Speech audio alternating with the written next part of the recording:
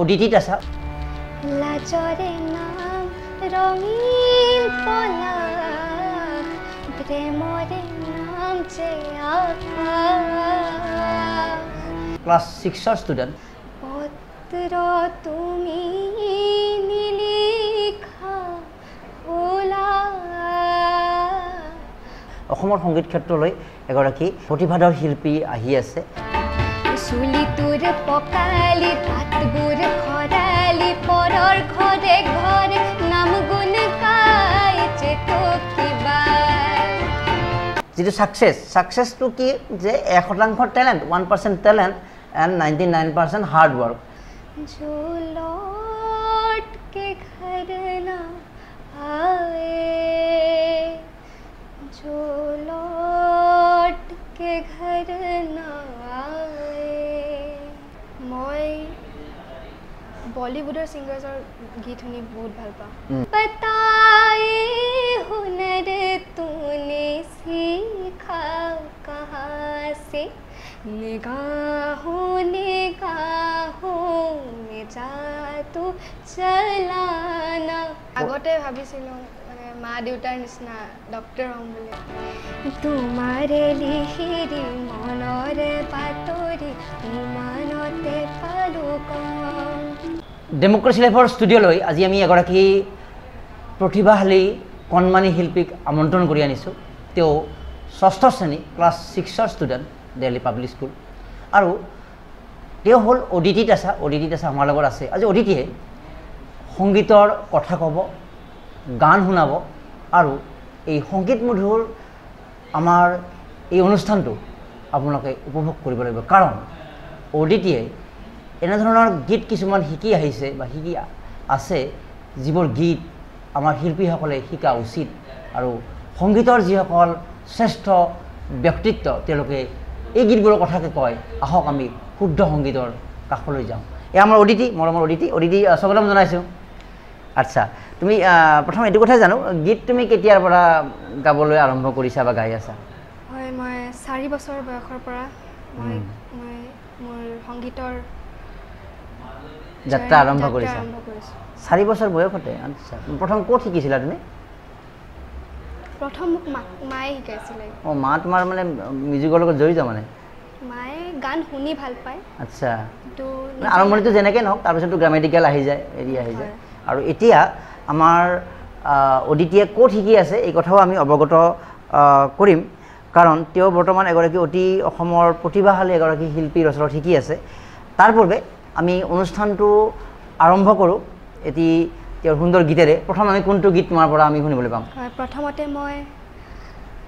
ৰুদ্ৰ বৰুৱা দেৱৰ গীত এটি গাবলৈ চেষ্টা কৰিছোঁ তো ৰুদ্ৰ বৰুৱাৰ গীত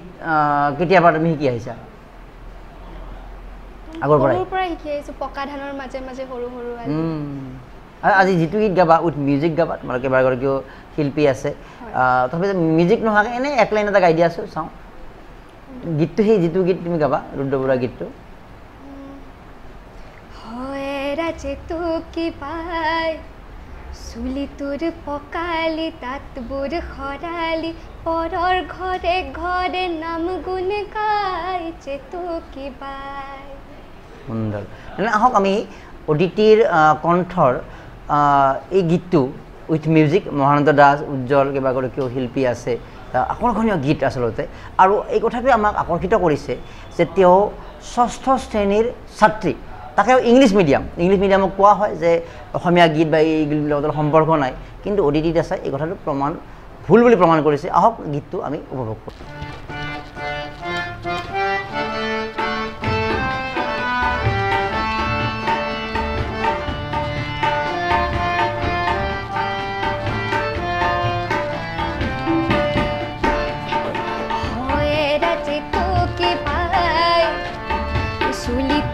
পকালি পাতবোৰ খৰালি পৰৰ ঘৰে ঘৰে নাম গুণ গাইছে তো কিবা হয় ৰাজে তো কিবা চুলি তোৰ পকালি তাতবোৰ খৰালি পৰৰ ঘৰে ঘৰে নাম গুণ গাইছে তো কিবা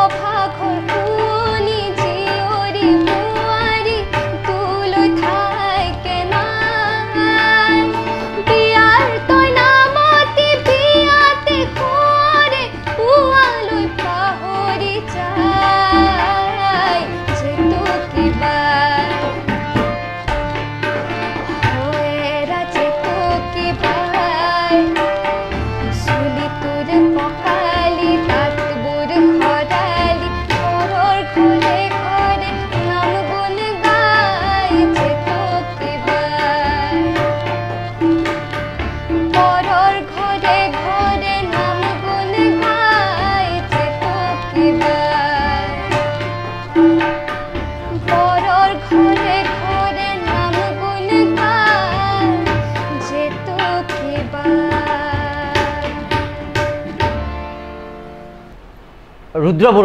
বৰুৱা বুলি ক'লে আমি সংগীতৰ আকাশৰ সেইগৰাকী শিল্পীৰ কথা সকলোৱে জানো আৰু সেই গীতবিলাক তেওঁ চৰ্চা কৰি আহিছে আমি সুন্দৰ গীতটি শুনাৰ পিছত এতিয়া আমি আহিম তোমাৰ সংগীতৰ যিটো শিক্ষা কাৰণ যেতিয়া গুৰুৰ ওচৰত শিকা যায় তাত বিভিন্ন ধৰণে শিকোৱা হয় তাত গ্ৰামেটিকেল লেচন থাকে আৰু তাৰ ঘৰত আহি প্ৰেক্টিছ কৰিব লাগে আৰু এই প্ৰেক্টিছ কৰাৰ ক্ষেত্ৰত আটাইতকৈ যিটো মূল যদি মিউজিকেল মেডিচিন বুলি কওঁ ৰাগেই হ'ল তোমালোকৰ মিউজিকৰ মেডিচিন এতিয়া ৰাগবিলাক তুমি নিশ্চয় অনুশীলন কৰা হয় অকণমান কিবা আছে নেকি অলপ মনত মানে যিবিলাক প্ৰেক্টিছ কৰা যিকোনো ৰাগৰ অলপমান কিবা এটা এনে কিবা এহাৰি অলপ যিটো প্ৰেক্টিছ কৰা তুমি আৰু ক্লাছিকেলৰ যাত্ৰা আৰম্ভ কৰোঁতে সকলো ষ্টুডেণ্টে যোনটো ৰাগ প্ৰথমতে শিকে সেইটোৰে আৰোহণ অৱৰোহণটো গাই দিছোঁ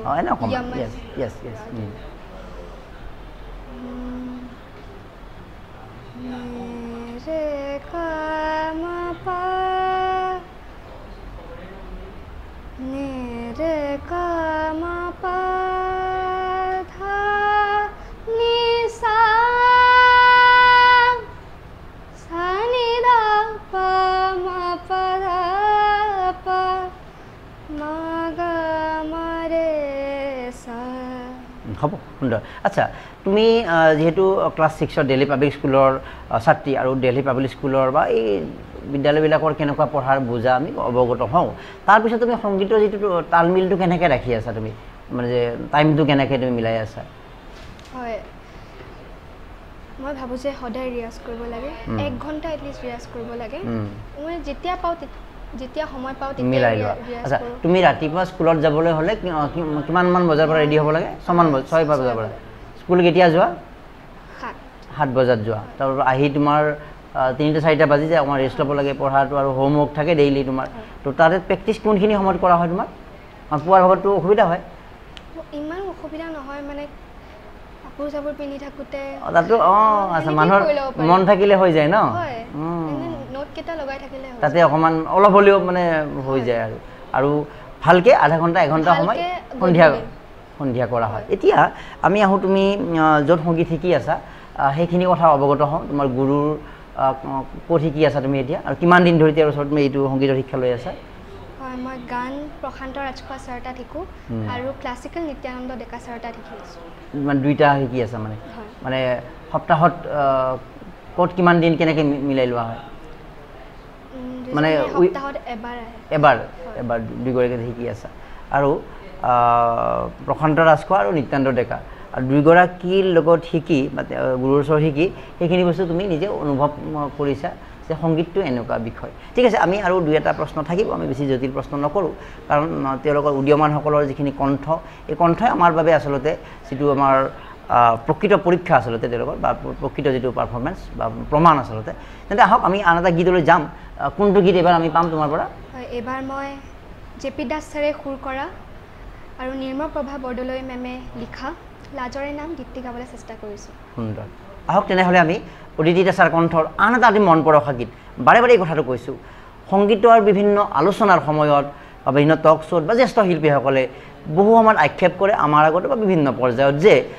আজিৰ প্ৰজন্মৰ শিল্পীসকলৰ মাজত সাংগীতিক যিটো দায়বদ্ধতা যিটো মিউজিকেল যিটো ৰেছপনচিবিলিটি তেওঁলোকৰ নাই বুলি বহুতে কয় এইটোৱে বুজায় যে তেওঁলোকে পাতলীয়া সংগীত বা এই ধৰণৰ বিষয়ৰ প্ৰতি তেওঁলোকে ক'ৰবাত এট্ৰেক্টেড হৈ থাকে আৰু এট্ৰেক্টেড হৈ আচলতে সংগীতৰ যিটো প্ৰকৃত যিটো ধাৰা যিটো শুদ্ধ সংগীত এই বিষয়টোৰ পৰা আঁতৰি থাকে কিন্তু অদিতি কণমানি অদিতি কিন্তু যেতিয়া গুৰু ভাল হয় তেতিয়া যে তেওঁৰ মানে পাৰফৰ্মেঞ্চো সেইটো আগবাঢ়ে এৰা কিন্তু প্ৰমাণ আহক তেনেহ'লে আমাৰ অদিতিৰ কণ্ঠত এইবাৰ আন এটি গীতৰ মাজলৈ যাওঁ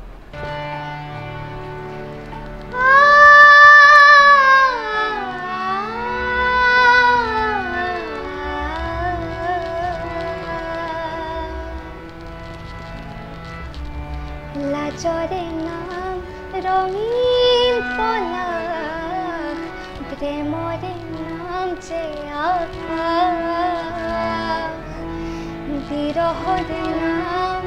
তপত মৰু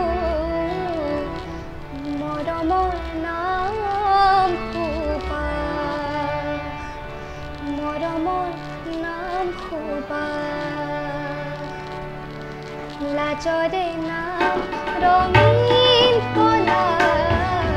প্ৰেমৰে নাম যে আকাশ বিৰহৰ নাম তপত মোৰো মৰমৰ নাম সুবাস মৰমৰ নাম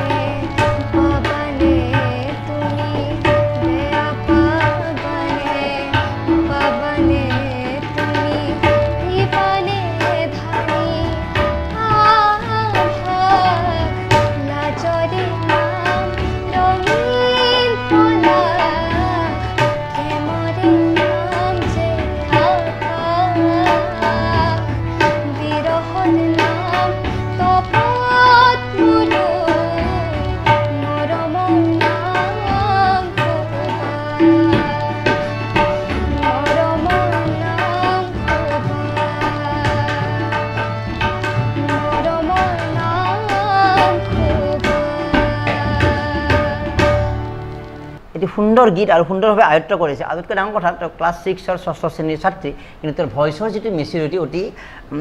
সুন্দৰ এতিয়া আজিৰ অনুষ্ঠানটোৰ কথা তুমি যেটো আগতীয়াকৈ অৱগত হৈছিলা বা বিভিন্ন ঠাইত অনুষ্ঠান কৰি থকা হয় স্পেশাল প্ৰেক্টিছটো চলি থাকে তো আজিৰ অনুষ্ঠানটো আহিবৰ কাৰণে তুমি কিমান সিৰিয়াছ আছিলা যে এইখিনি গীত গাম এইখিনি প্ৰেক্টিছ কৰিম কেনেকুৱা প্ৰেক্টিছটো কেনেকুৱা আছিল তুমি প্ৰেক্টিছ মই কালিৰ পৰাই কৰি আহি আছো মই খুব ভালকে প্ৰস্তুতি কৰি আহিছো এই গীতবিলাক তুমি আগৰ পৰা গাই আহিছা হয় আচ্ছা তো আমি যে প্ৰশান্তৰ কথা ক'বলৈ যাওঁ আমি প্ৰশান্তক জানো আগৰ পৰা ভাল এগৰাকী শিল্পী আৰু আমাৰ জ্যেষ্ঠ শিল্পীসকলে প্ৰশান্ত ৰাজখোৱাৰ প্ৰশংসা কৰে এই বুলি যে যিখিনি আমাৰ অতি সুন্দৰ গীত বুলি যি কোৱা হয় যে আমাৰ মূল্যবোধ থকা গীত বা আমাৰ যেটো মিউজিক্যাল স্ট্যান্ডাৰ্ড যেটো কোৱা হয় তো সেই ধৰণৰ গীত প্ৰশান্ত ৰাজখোৱাই পৰিবেশন কৰি অহা বুলি বিভিন্ন সময়ত কয় তো তেওঁ যেতিয়া শিকায় কোনখিনি কথাত গুৰুত্ব দিবলৈ কয় তেখেতে সদায় ফিল্ডত গুৰুত্ব দিব কয় আৰু সৰু সৰু কামবিলাক কাজকেইটা মানে গীতৰ মানে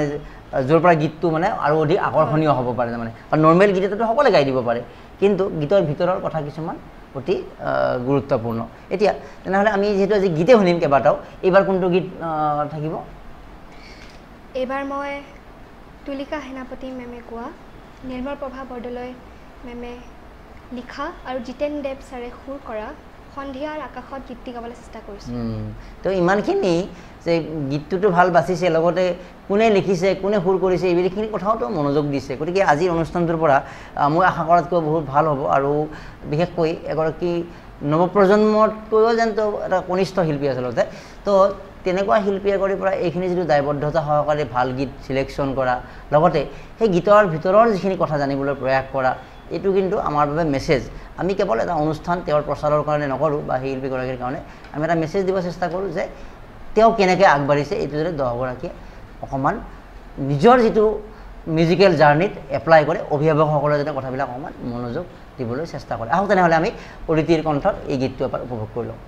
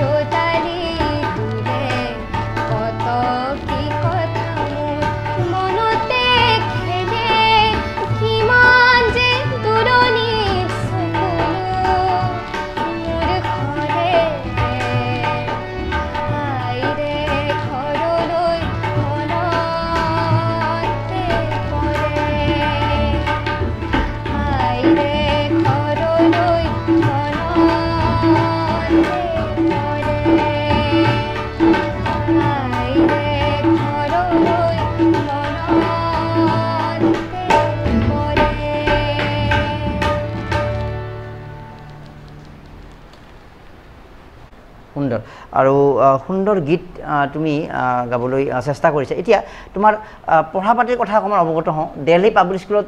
মিউজিকেল তাত হয় নেকি কিবা অলপ না আছে নেকি তাতে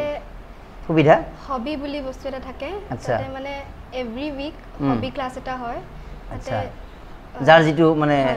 ডান্স থাকে, ভোকেল থাকে আৰু ভায়লিন থাকে, সব তাতে ষ্টুডেণ্টবিলাক বিভিন্ন ধৰণৰ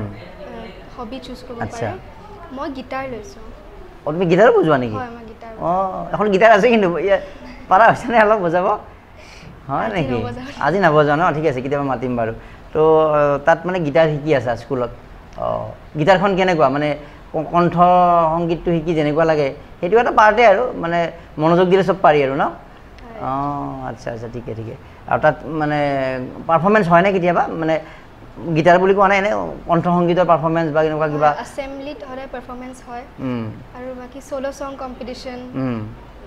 ছ'ল' গিটাৰ কম্পিটিশ্যন হৈয়ে থাকে। পাৰ্টিচিপেট কৰিছা তেতিয়া কেতিয়াবা? সুন্দৰ। আৰু গীত যেনেকৈ তুমি শিকিব লাগিব, যেনেকৈ প্ৰেক্টিচ কৰিব লাগিব,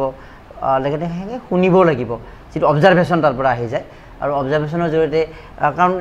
প্ৰেক্টিচৰ জৰিয়তে, গ্ৰামাৰৰ জৰিয়তে সেই গীতটোৰ যিখিনি সুৰ তেনেকৈ এপ্লাই কৰি তুমি গাবা। কিন্তু আমাৰ জ্যেষ্ঠসকলে বা ইতিপূৰ্বে আমাৰ শিল্পীসকলে কেনেকৈ গাইছে, যদিও সেইটো আমি যিটো কপি পেষ্ট কৰিব নালাগে, তথাপিতো এটা আমাৰ বুজিবৰ কাৰণে কৰা হয়। তো কাৰ কাৰ গীত তোমাৰ এনে শুনা হয় এনে ৰেগুলাৰলি বা তেনেকুৱা, বা কেনেকুৱা গীত শুনি ভাল পোৱা তুমি? মই বলিউডৰ ছিংগাৰ্ছৰ গীত শুনি বহুত ভাল পাওঁ, যেনে লতা মংগেশকাৰ মেম আৰু মহম্মদ ৰফি ছাৰ, আৰু অসমীয়া খগেন মহন্ত আৰু সুধাকণ্ঠ ডক্টৰ ভূপেন হাজৰিকা দেৱ। বিভিন্ন গীত শুনা ন? তেনেহ'লে যিহেতু তুমি লতাজীৰ কথা ক'লাই, আৰু আমি যিহেতু হিন্দী গীত আজি অসমীয়া গীতে লৈছে, এনে এটা কিবা এটা গুণগুণাবা নেকি? এনে ইয়ে মেৰে বতন কে লগো বা এনেকুৱা গীত কিবা আছে নেকি মনত লতাজীৰ? দিয়াচোন দিয়া, 15 আগষ্ট আহিও আছে আমাৰ।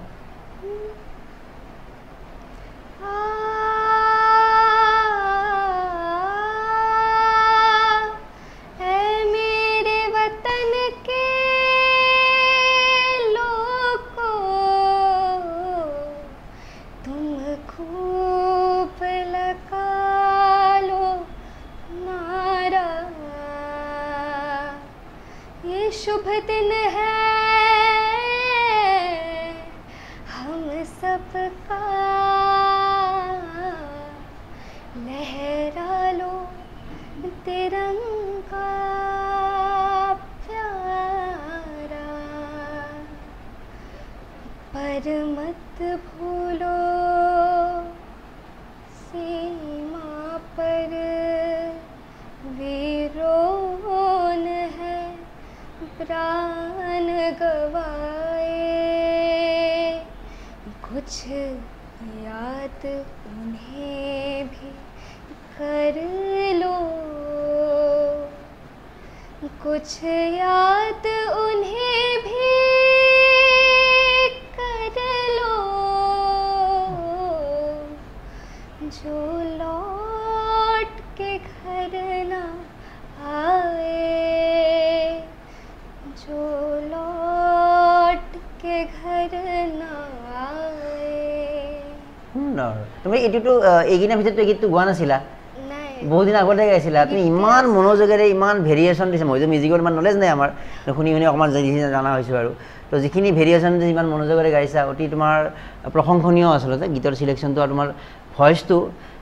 যদি তোমাৰ আমি ক'ব লাগিলে তোমাৰ যদি তোমাক নেদেখাকৈ তোমাৰ যদি গীতটো কোনোবা শুনে ক'ব যে মানে মেচিয়ৰ্ড ভইচ বা মেচিয়ৰ্ড কোনোবা এগৰাকী বয়সীয়াল কণ্ঠশিল্পী, গতিকে সেইটো তোমাৰ ঈশ্বৰৰ আশীৰ্বাদ যে কম বয়সতে তুমি আমি শুভেচ্ছা দিছোঁ। যিহেতু মহম্মদ ৰফিৰ নামটো ল'লা, মহম্মদ ৰফিৰো কিবা আছে নেকি অলপ মনত? দিয়াচোন দিয়া।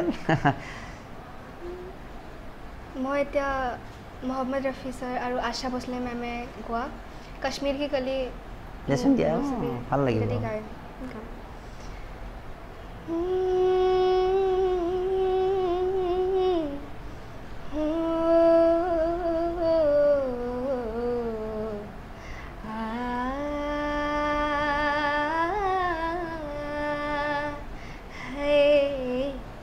इशारों इशारों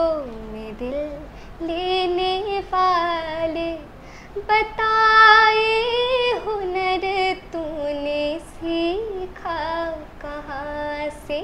निगाहों में जादू चलाना मेरी जान सीखा है तुमने जहाँ से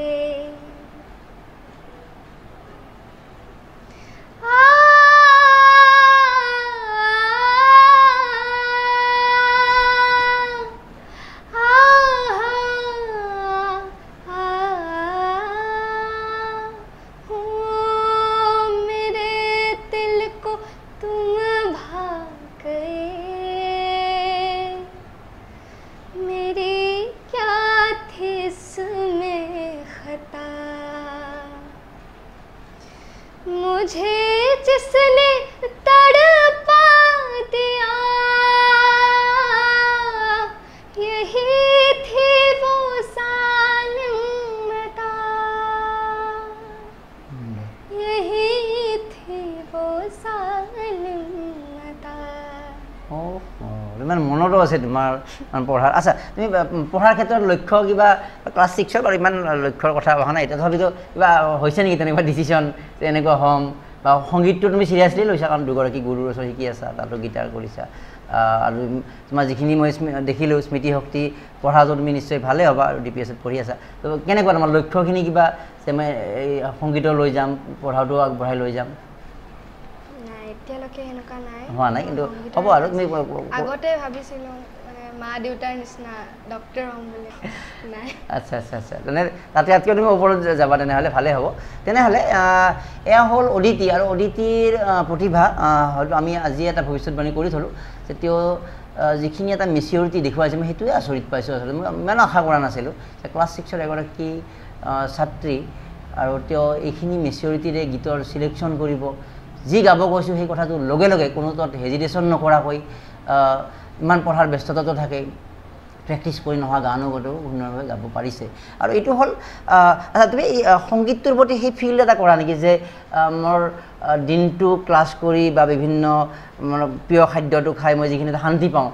মই যদি মিউজিকটোত যদি অলপমান ব্যস্ত থাকোঁ সেই যিটো মোৰ মিউজিকৰ বিজি চিডিউলটোৱে মোক এটা বেলেগ এটা ফিল এটা মানে মানে লাগে মোক সেইখিনি সময় আৰু এই এনেকুৱা হয় নেকি তোমাৰ মোক দিনটোত এইখিনি সময় বিৰাট ভাল পাওঁ মই আৰু মিউজিকৰ সৈতে সময়খিনি মানে সেইটো লাগি যায় আৰু সেইটো এটা ইনবৰ্ণ এটা মানুহৰ এটাচমেণ্ট বুলি কোৱা হয় গম পাইছোঁ মই তোমাৰ মানে এইটো ঈশ্বৰে তোমাক সেইটো এটা আগবঢ়াই দিছে আৰু সেইটো তুমি লালন পালন কৰিছা কাৰণ বিখ্যাত ব্যক্তিবিলাকে কৈছিলে বা কৈ থাকে যে যিটো ছাকচেছটো কি যে 1% talent 1% talent and 99% hard work আৰু সেই বস্তুটো তুমি কৰিছা আৰু আমি মুকলিভাৱে প্ৰশংসা কৰিবলৈ ভাল পাইছোঁ যে অসমে অদিতিৰ ৰূপত আগন্তুক সময়ত এগৰাকী যে অতি প্ৰতিভাৱান অতি ডিচিপ্লিন আৰু যে এটা বিনম্ৰ মানে যিসকল আমি কণ্ঠশিল্পী বিচাৰি পাব আমি কামনা কৰিছোঁ মই আচলতে গান ৰিলিজ কৰিছোঁ গানকেইটা আপোনালোকে মোৰ ইউটিউব চেনেলত পাই যাব তুমি কি নিজে মিউজিক কৰিছা নেকি হয় মানে সুৰ আৰু লিৰিক্স বেলেগৰ কিন্তু মই গাইছোঁ আচ্ছা আচ্ছা তুমি এই মিউজিক শিকিব কিমান দিন হ'ল মানে কি যে প্ৰথমা বিশাৰত থাকে এবাৰ মই বিশাৰত পাৰ্ট 2 দিম ক্লাছ 6ত এনে কিবা এটা অকণমান গুণগুণাই দিয়া কিবা এটা তোমাৰ আমি ইউটিউবত চাম বাৰু আমি ইউটিউবত কি বুলি পাম অদিতি তাছা বুলি অদিতি তাছা মিউজিক আমাৰ ইয়াত মই এই ইণ্টাৰভিউত আমাৰ ওপৰত যে টাইম লাইনত যিম দিম যে তোমাৰ লিংকটো মোক দি দিবা মই লিংকটো দি দিম বেলেগত তোমাৰ নিজৰ কণ্ঠত যিটো মৌলিক বুলি কোৱা হয় মৌলিক গান তোমাৰ আছে সুৰ বেলেগত আছে নেকি মনত কিবা ৰঙতে মনাম মোৰ ধেমেলিয়া সুৰীয়া গীত জুৰি খেতি ফুৰে পখিলা ফুলৰে পাহে পাহে গুণগুণ ভোমোৰা দুগাল শুনিছো প্ৰীতিৰ মলয়া সানি পা ৰে গামা পা সানি পা ৰে গামা পা সুন্দৰ সুৰ কাৰ আছিলে গীতবিলাকৰ সুৰ প্ৰণত ৰাজখোৱা আচ্ছা আৰু লিৰিক্সো প্ৰণত ৰাজখোৱা আৰু লিৰিক্স তুমি গীতখিনি ধুনীয়াকৈ গাইছা তো এইটো ভাল পালোঁ যে তুমি মই যিটো কথা ভাবিছিলোঁ যে তুমি মেচিয়ৰ্ড হৈ গাবা মানে তোমাৰ অলৰেডি মেচিয়ৰিটি আহিয়ে গ'ল বা হেৰি গৈছে তুমি নিজৰ গীতো গাবলৈ চেষ্টা কৰিছা আৰু সেইটো ডাঙৰ কথা আছিলে নিজৰ গীতৰ পৰিচয়েৰে আৰু সেই উপলব্ধি কৰিছা গতিকে আমি ভাবিম যে বহু অভিভাৱকে এই অদিতিৰ প্ৰগ্ৰেমটো চোৱা উচিত শ্বেয়াৰ কৰা উচিত তেওঁলোকৰ সন্তানৰ বা তেওঁলোকৰ চৌপাশৰ বহুতক যাতে সেই এটা ইনস্পিৰেশ্যন দিব পাৰে যে নিজাকৈ ভাবিবলৈ আচলতে বহুত মেচিয়ৰিটিলৈ নোগোৱা আমি আগতেই শিকি আগবাঢ়ি যাব পাৰোঁ আৰু এতিয়াৰ পৰাই যদি পেৰেলেলি গুচি যায় যে জ্যেষ্ঠ শিল্পীসকলৰ গীত আৰু নিজা সৃষ্টিৰ বা নিজৰ গীত বুলি যিটো আইডেণ্টিটি সেই আইডেণ্টিটি যদি আমি কম বয়সৰ পৰা লৈ যাব পাৰোঁ তেতিয়াহ'লে সেই চিন্তাটো ভৱিষ্যতে আৰু অধিক আগবাঢ়ি যাব আচলতে গতিকে আমি অলপ বেলেগ লাইনত গুচি আহিলোঁ বেলেগ বেলেগ গান শুনিলোঁ আমি আৰু 3টা গান শুনিছিলোঁ তোমাৰ এইবাৰ আমি তেনেহ'লে আমাৰ ইয়াত পৰিৱেশন কৰা এতিয়া কোনটো গীত আমি ল'ম এইবাৰ মানে তোমাৰ পৰা পাম এইবাৰ মই হীৰেণ গোহাঁইদেৱে লিখা ৰাজেন গোহাঁইদেৱে সুৰ কৰা আৰু ডলি ঘোষ মেমে গোৱা কুঁৱলীৰ এই ছবিখন গীতটি গাবলৈ চেষ্টা কৰিম সুন্দৰ আহক তেনেহ'লে এই গীতটো আমি উপভোগ কৰি লওঁ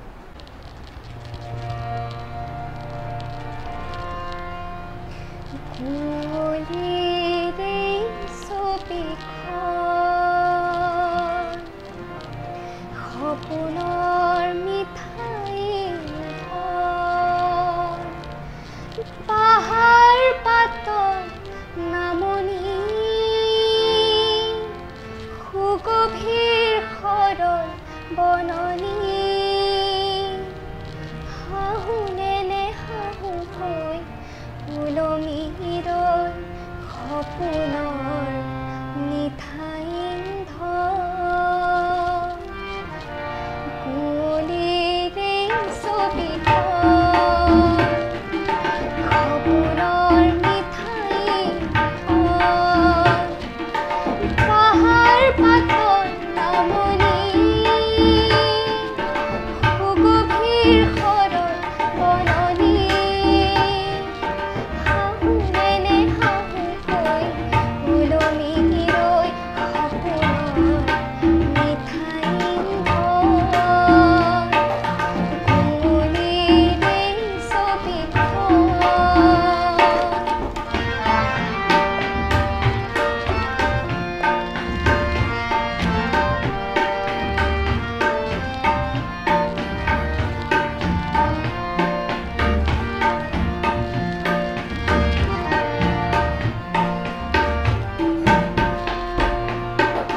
বহুপাত আহি আহি নিজকে হেৰুৱাই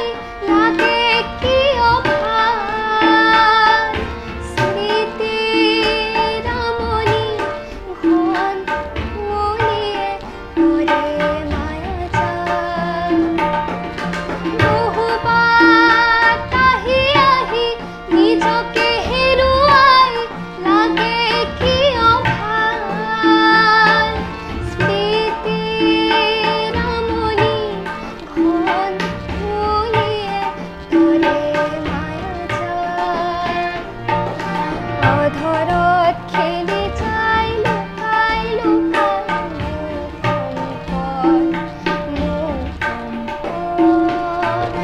কুঁৱলীৰ এই ছবিখন সপোনৰ মিঠাই পাহাৰ পাতৰ নামনি সুগভীৰ সৰল বননি হাহুনে হাহু কৈ ওলমি ৰৈ সপোনৰ মিঠাই কুঁৱলীৰ এই ছবিখন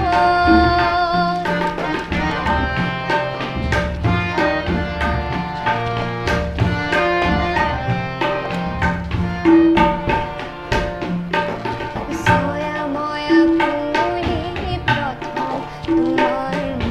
চিনাকি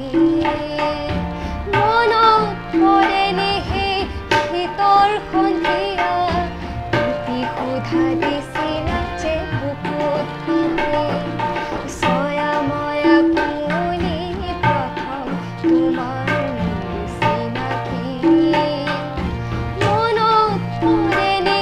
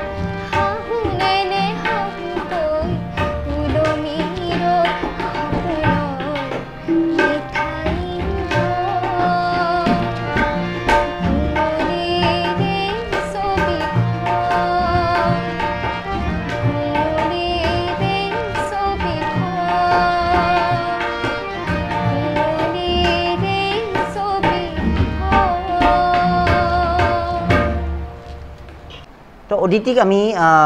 শুভেচ্ছা দিছোঁৱে আৰু অদিতি কণ্ঠই আচলতে তোমাৰ her voice her performance has prove she is a something new talent is coming towards the music industry of Assam. অসমৰ সংগীত ক্ষেত্ৰলৈ এগৰাকী প্ৰতিভাধৰ শিল্পী আহি আছে আৰু ইতিমধ্যেই প্ৰৱেশ ঘটিছে অতি সন্তৰ্পণে নহয় এটা অতি আকৰ্ষণীয়ভাৱে আৰু এই কথাটোৱে কিন্তু অসমৰ সংগীতৰ আকাশৰ বাবে অতি একদম ইতিবাচক এটা মেছেজ আচলতে সেইখিনি তো এনেকৈ সংগীত আমি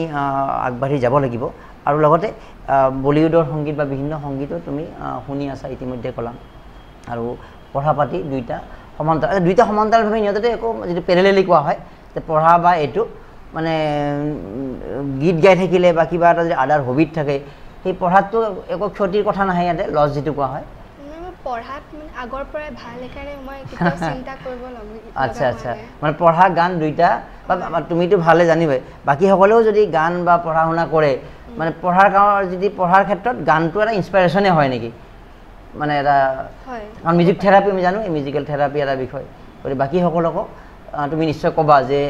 গান পঢ়া শুনাৰ লগতে গানটো থাকিলে বা বেলেগ কিবা হবি থাকিলেও একো লোকচান নহয় আৰু হয়নে নহয় তেনেকুৱা আচ্ছা আৰু তুমি কিতাপ পঢ়া বা তেনেকুৱা আছে নেকি কিবা তোমাৰ যে নভেল হওক বয়স ইমান হোৱা নাই তথাপিতো বা জীৱনীকা বা জীৱনী গ্ৰন্থ বা যিটো আমাৰ ৰিমাৰ্কেবল পাৰ্চনেলিটি বুলি কোৱা হয় বিখ্যাত ব্যক্তিৰ ব্যক্তিত্ব সেই ধৰণৰ কিতাপ পঢ়াৰ হয়নে কেতিয়াবা কিতাপ পঢ়ি ভাল নাপাওঁ আচ্ছা আচ্ছা আচ্ছা মিউজিকৰ লগতে থাকা মানে এইখিনি তুমি পায়ে যোৱা ইয়াতে বা কোৰ্চতো পাই যোৱা তথাপিতো সেই বিখ্যাত ব্যক্তিসকলৰ কিছুমান তথ্য সেইটো অতি আমাৰ গুৰুত্বপূৰ্ণ এতিয়া আমি শেষত এটা সুধিম যে তুমি ইমানতে ধুনীয়াকৈ গাবলৈ পাৰিছা বা ষ্টুডিঅ'ত ৰেকৰ্ডিং কৰিছা স্কুল এই গোটেইখিনি ক্ষেত্ৰত তোমাৰ প্ৰেৰণা কোন আমি ক'বই নালাগে তোমাৰ ঘৰখন তোমাৰ পিতৃ মাতৃ তোমাৰ ঘৰখনৰ বিষয়ে অলপ কোৱা যে কেনেকৈ তোমাক ইনস্পায়াৰ কৰে তুমি যিখিনি বিচাৰা বা যেনেকৈ কেনেকৈ কোঅপাৰেট কৰে তেওঁলোকে মোৰ ঘৰত মোৰ দেউতা আছে মা আছে আৰু দাদা আছে আৰু মই আছোঁ দেউতাই সৰুৰ পৰাই মোৰ লগত লাগি আছে সহায় কৰি আহিছে আৰু মাতকৈ বেছি দেউতাই থাকে আৰু মানে কেতিয়াবা কাৰোবাৰ ঘৰত এগৰাকী আনগৰাকী এনেকুৱা হয় মা থাকে দেউতা বা এনেকুৱা থাকে দেউতা তোমাৰ লগত আছে তো এনেকৈ তুমি আগবাঢ়ি যাব লাগিব আৰু এই গতিতে সুন্দৰভাৱে আগবাঢ়ি যোৱা সুন্দৰ সুন্দৰ গীতৰ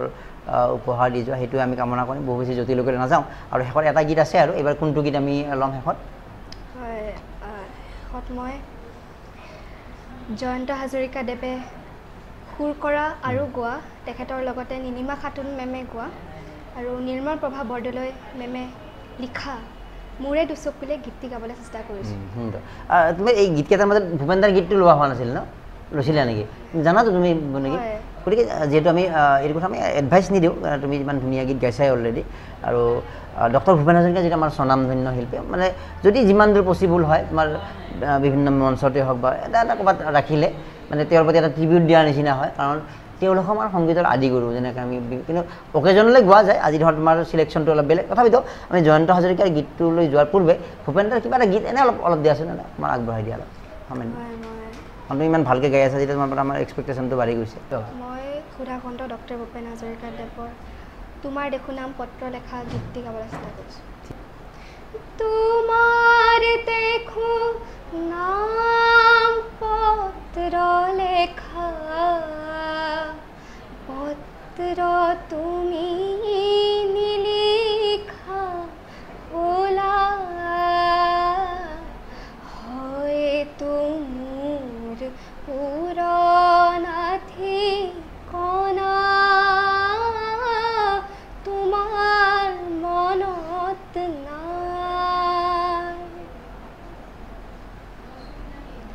হয়তো তুমি তোমাৰ মৰমবোৰ থৈছা সাঁচি কাৰোবালৈ বুকুতে বুকুতে তাত মোৰ ভাগে নাই কিম্বা মোৰ পুৰণা ঠিকনা তোমাৰ মনত নাই অতি সুন্দৰ তেনেহ'লে আমি জয়ন্ত হাজৰিকাৰ গীতলৈ যাম তাৰ পূৰ্বে আমি শেষ মন্তব্যটো লৈ লওঁ গীতত শেষত আমি গীতটো আমি আগবঢ়াই দিম ইয়াত অহাৰ অভিজ্ঞতাখিনি তোমাক কোৱাচোন কেনেকুৱা তোমাৰ বিভিন্ন সাক্ষাৎকাৰ তুমি দি আছা বা বিভিন্ন তথাপিতো আমাৰ ইয়াত তোমাৰ কেনেকুৱা এক্সপিৰিয়েঞ্চটো হয় মোক